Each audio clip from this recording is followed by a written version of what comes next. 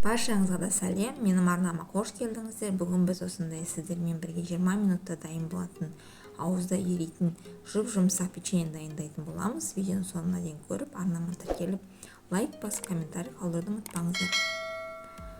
Алдымен біз қамырын дайындап аламыз. Мұнда менде ұн, мен алдын ала електен өткізіп алдым. Үстіне қопсытқымыз салып, қантымыз салып, барлығын жақсылап араластырып, біріктіріп алатын боламыз. Және де үстіне біз сармайымызды салып, барлығын араластырып, үгітіп, крошка жасап алатын боламыз. Ендігі үстіне біз қаймағымызды салып, сары уызымызды салып, 2 дана барлығын жақсылап араластырып, қамырымызды дайындап аламыз. Қамырымыз біздің тығыздау болады, шамалы. Жақсылап осылай илеп алатын боламыз. Мына біздің қамырымыз дайын болды. Осы қамырымыз, салмамыз дайын болғанша холодильникке салып тұратын боламыз.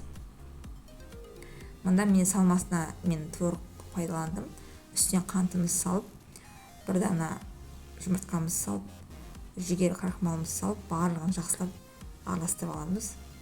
Салмамызды дайындап аламыз. Сіз қалауыңызша қалаған салмаңыз салсаңыздар болады. Вареная сгущенка болсын, өзіңізге ұнаған салмаңыз салсаңыздар болады. Мына мен қамырды 2-ге бөліп алдым. Ендігі осы қамырымызды бөліктерге бөліп алатын боламыз. Мына осылай аз-аздан кішкентайлап бөліп аламыз. Менде мұнда 32 дана бөлікке бөлінді. Сонда бізде 32 дана печенье шығатын болады. Барлығын осылай жақсылап кесіп аламыз. Қатты үлкен емес, кішкентай емес, орташа алып кесіп аламыз барлығын. Енді осылай кесіп алғандарымыздың барлығын дөңгелектеп дайындап аламыз. Мұны мен дайындап алдым.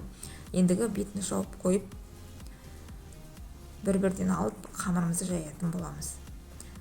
Мұны осылай аз-аздан ұнымызды сеуіп, қамырымызды жайып шығамыз.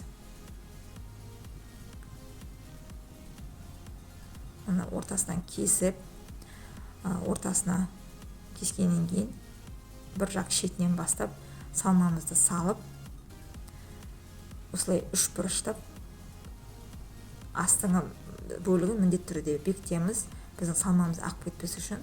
Және де осылай 3 бұрыштап біз осылай жинап шығатын боламыз. Әдемілі формасын шығару үшін мұны осылай 3 бұрыштап жинап шықтық. Ендігі астыңғы бөлігін осылай қысыңқыраймыз, біздің салмамыз шығып кетпес үшін. Осылай қысып формасын шығарып, осылай әдемі печеньемізді жасап алдық. Ендігі барлығын да осылай жасап шығамыз. Тағы да бір бөлігін көрсетейін. Осылай кесеміз, ортасынан салмамызды салып, міндетті түрде астын бекітеміз. Осылай айналдыра орап формасын шығарамыз.